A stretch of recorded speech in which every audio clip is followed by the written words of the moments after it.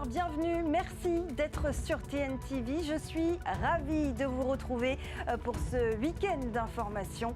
Voici les principaux titres de ce soir. La loi tabac fait son entrée en vigueur le mois prochain. Avec elle, plusieurs changements pour les consommateurs. Interdiction de la vente aux mineurs, mise en place d'un paquet neutre. Qu'est-ce qui va changer exactement? Quels sont les résultats attendus? Les réponses au début de ce journal. Des embauches locales chez Air France. La compagnie aérienne basée à Papeete recrute en ce début d'année. L'occasion pour nous de revenir sur l'implantation d'Air France au Fénois, sa stratégie face à la concurrence ou encore les ambitions à venir. Des thématiques que nous aborderons avec notre invitée, la nouvelle directrice régionale en Polynésie, Alexandra Martino-Roussel, est parmi nous ce soir. Plus que quelques jours avant l'inscription sur Parcoursup, la plateforme permet aux étudiants de candidater dans plus de 25 000 formations. Mais elle peut être aussi un véritable casse-tête. Nous irons au lycée Gauguin où un forum des formations veut aider les élèves. Enfin, c'est un nom original pour une équipée audacieuse, le Arriba Programme. Un groupe de passionnés de sport se lève 2 fois par semaine alors que tout le monde dort. Leur passion, enfourcher leur vélo pour faire la montée du Belvédère. Nos courageux journalistes se sont mêlés à une expédition aux aurores.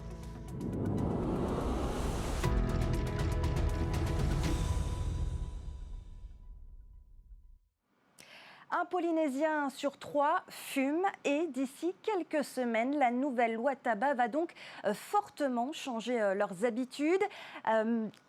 Plusieurs mesures d'interdiction, d'autres pour la prise en charge du sevrage. Que contient exactement cette nouvelle loi? Quels sont les effets escomptés? Les réponses avec Laure Philibert et Matai Horei. Le tabac est la première cause de mortalité évitable et aussi la première cause de cancer en Polynésie. Il est partout. Le tabac fait partie du quotidien de près d'un tiers des adultes polynésiens. 2 tiers des jeunes fument la vapo ou l'ont déjà expérimenté. Des pratiques qui ne sont pas sans conséquences. La prise en charge des maladies liées à la consommation de cigarettes ou puffs coûte 40 milliards de francs chaque année. À la Caisse de prévoyance sociale, la loi tabac vise à changer la donne. Pour réglementer l'activité à la fois du tabac de manière beaucoup plus dure, c'est la loi tabac 2 qui va permettre des agréments sur les lieux de vente, qui va permettre des interdictions de publicité beaucoup plus fortes, des interdictions sur le paquet pour avoir un paquet neutre et d'affichage même en magasin. On aura les mêmes règles qui s'appliqueront à la vapote. Moins de 18 ans, il n'y avait pas de réglementation. On va interdire la publicité, on va réglementer les lieux de vente là aussi, et on va préserver les écoles, on va préserver les lieux publics. En première ligne, les 15-25 ans, un public particulièrement attiré par les vapos et les cigarettes électroniques. Dès 12 ans, pour le coup, où ça fume des cigarettes, on ne va pas citer les noms, mais des cigarettes électroniques avec des fortes concentrations de nicotine, 5%, c'est quand même 50 mg par millilitre. Sur la semaine, parfois, ça fait 500 mg, l'équivalent de 500 cigarettes en nicotine, c'est énorme.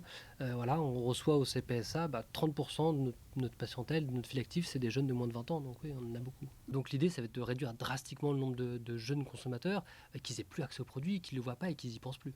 Pour les adultes, plusieurs mesures dissuasives également, comme l'interdiction de la vente de tabac dans les bars et restaurants ou l'interdiction de la publicité de ces produits.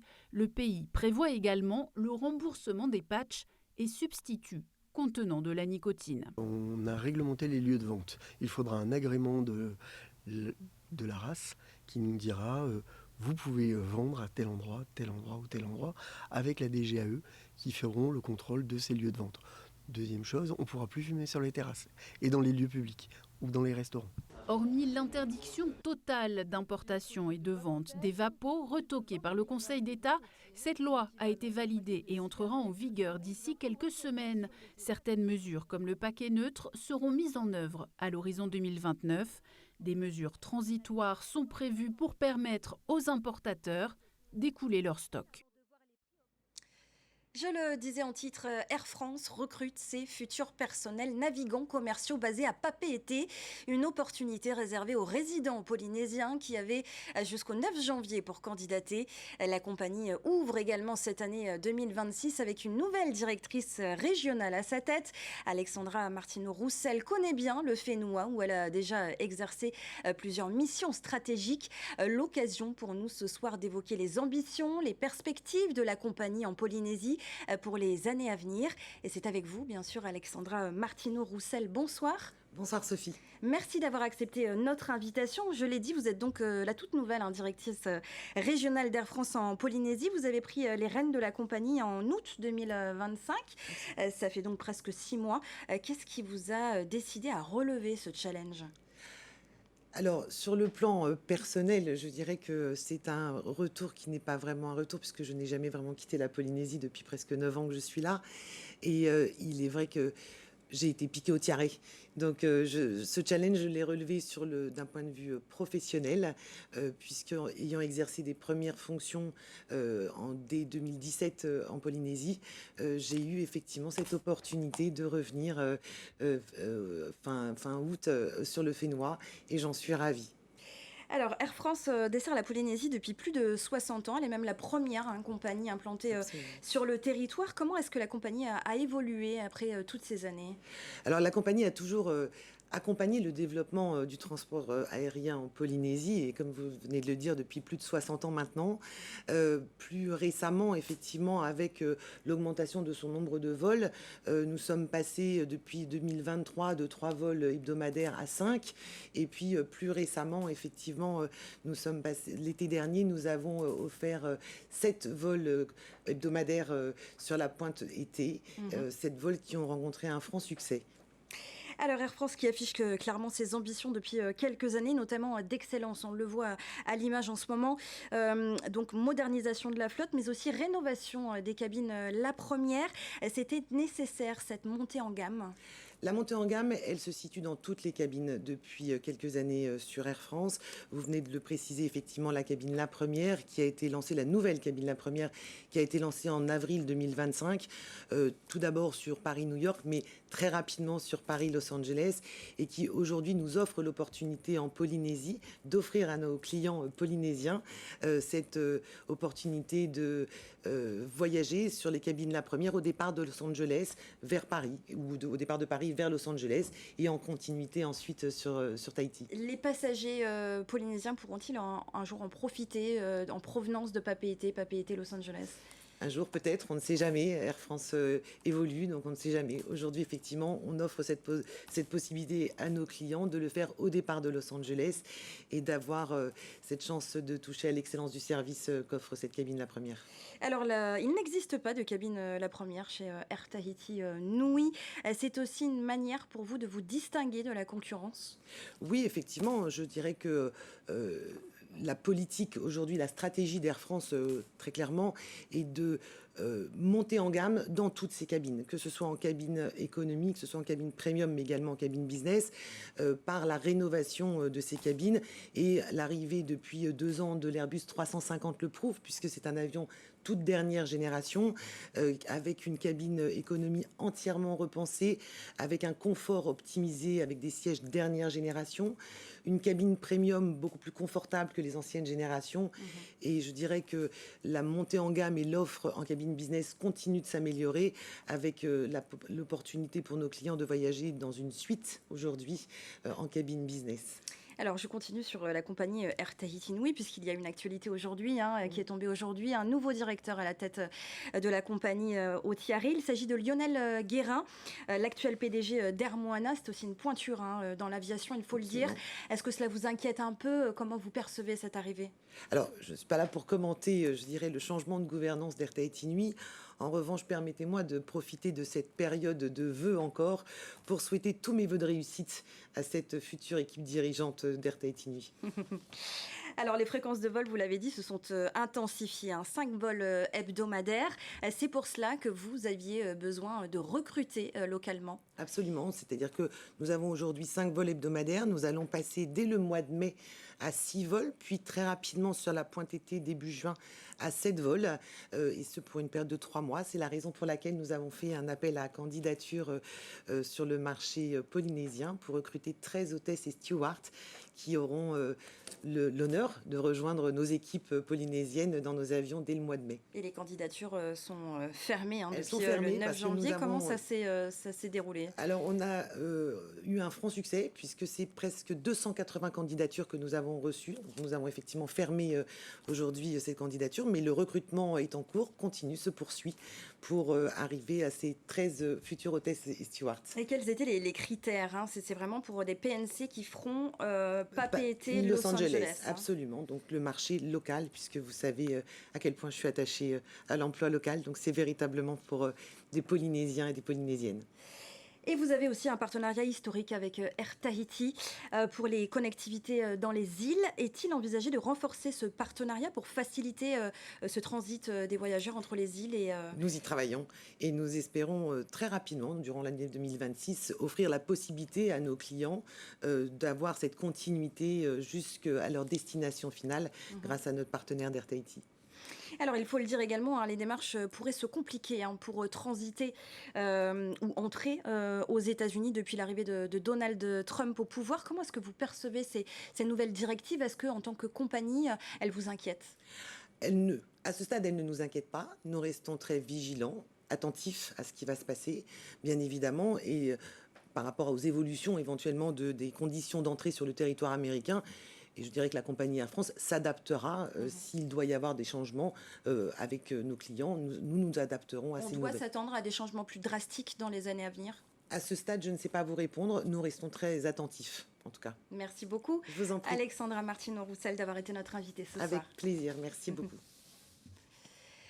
Beaucoup de familles le savent, la plateforme Parcoursup peut être un véritable casse-tête pour nos lycéens. À partir de lundi, ils devront formuler leurs vœux pour l'année prochaine. Sur le site, 25 000 formations sont proposées. Difficile parfois d'y voir clair. Au lycée Gauguin, on aide les élèves par le biais d'un forum de formation et ça semble fonctionner. On voit cela avec Juan Huyato Arriva et Jantino Rua.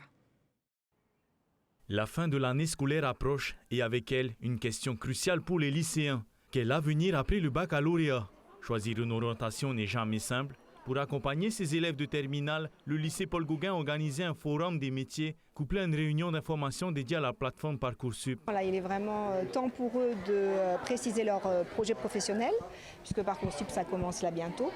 Donc, alors on a les élèves qui savent déjà ce qu'ils veulent faire, et puis on a des élèves qui sont encore perdus, et donc qui vont venir prendre un maximum d'infos pour essayer de se décider rapidement. Une quinzaine de partenaires ont répondu présents. Lycées, universités, ICEP, mais aussi l'armée sont venus présenter leur formation et échanger directement avec les élèves. C'est bien aussi ce genre de forum. On ne se déplace pas, c'est surtout eux qui viennent, du coup ça nous aide encore un peu plus. Ça peut te permettre de découvrir autre chose que tu ne connaissais pas.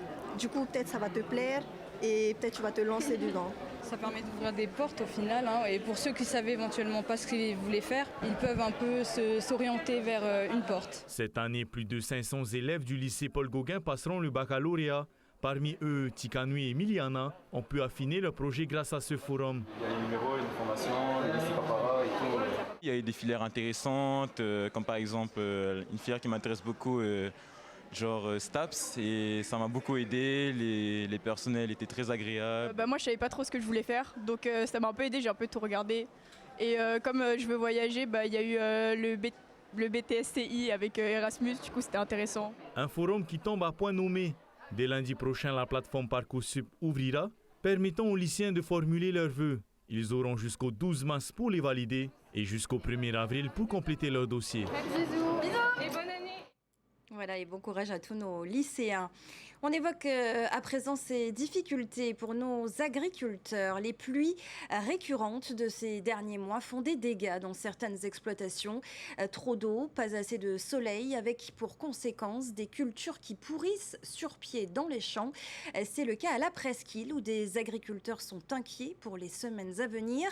Davidson Bennett fait le point sur la situation. Dans les champs détrempés de Tokira, la terre n'absorbe plus. Pour les agriculteurs, l'eau est indispensable, mais en excès, elle devient un véritable fléau. Depuis plusieurs semaines, les cultures sont noyées, les parcelles impraticables et les récoltes compromises. Et c'est vrai, on aime l'eau, mais pas trop, sinon, comme tu peux le voir, il y aura des pertes. Beaucoup de pertes. Et il y a moins de légumes, quoi. Souvent, les clients ils demandent comment ça se fait, quoi. On leur dit, regardez, il suffit seulement de regarder le temps, quoi. Cette fin d'année a été particulièrement difficile. Certaines zones sont restées sous l'eau trop longtemps. Impossible de passer le tracteur, de repiquer ou même d'entretenir les champs existants. On n'a pas pu replanter, comme il y a trop d'eau en bas. Du coup, on ne peut pas passer le tracteur, on ne peut pas repiquer. Fait que, comment on appelle ça, entretenir les anciens champs. Face à cette situation, les solutions restent limitées. Les agriculteurs tentent de s'adapter en travaillant d'anciennes lignes ou en diversifiant les cultures quand les conditions le permettent. C'est replanter, planter.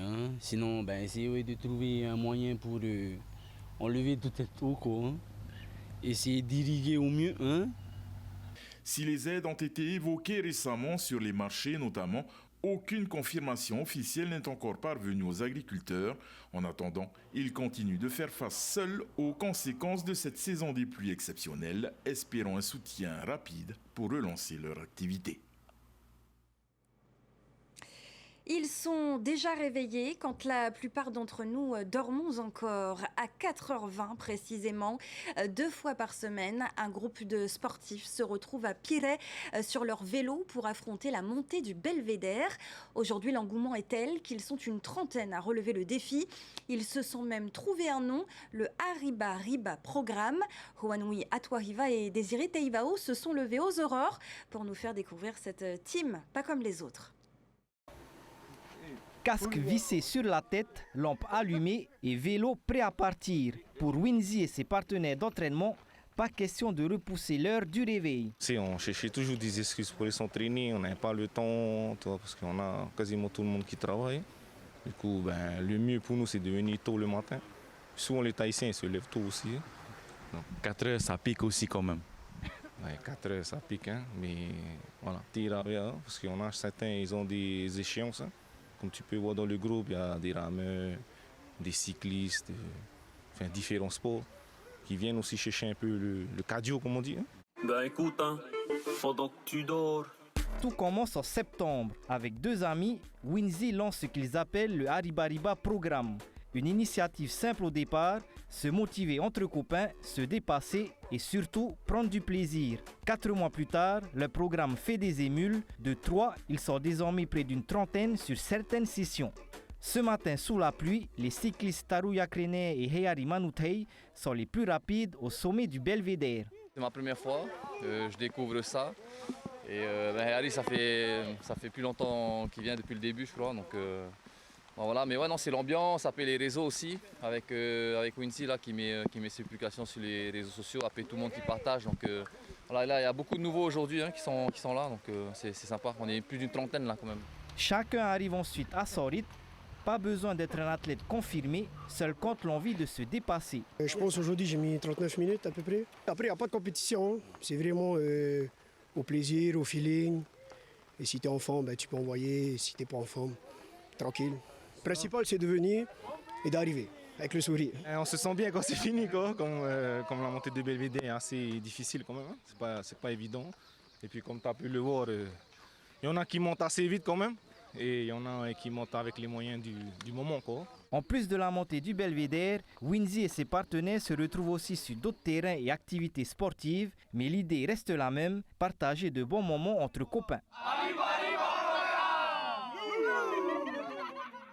Voilà, Arriba Riba. En football maintenant, ces images du dernier entraînement pour l'équipe Tahiti United. Le premier club professionnel du Fénois débute demain son entrée dans l'OFC Pro League. 5 mois de championnat et 8 clubs du Pacifique. Demain, Tahiti United affrontera l'Australie dans le mythique stade de Eden Park en Nouvelle-Zélande. Un match à voir en direct TV et web à partir de 13h55 sur TNTV. Une rencontre qui sera commentée par notre spécialiste du ballon rond, Olivier Huc, et son consultant technique Bruno Tehamoana. On souhaite bonne chance à notre équipe locale. Et c'est ainsi que se termine ce journal. Merci de l'avoir suivi.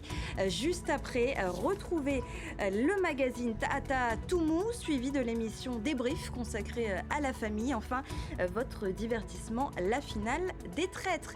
Je vous souhaite une excellente soirée. On se retrouve demain pour de nouvelles actualités. Retrouvez ce journal en replay sur notre site internet et notre application mobile TNTV.